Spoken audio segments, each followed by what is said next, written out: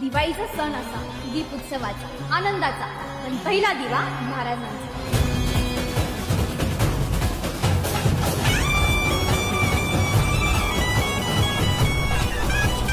तर हा भव्य दीप उत्सव साजरा होत आहे मालेगावच्या भुईकोट किल्ल्यावर.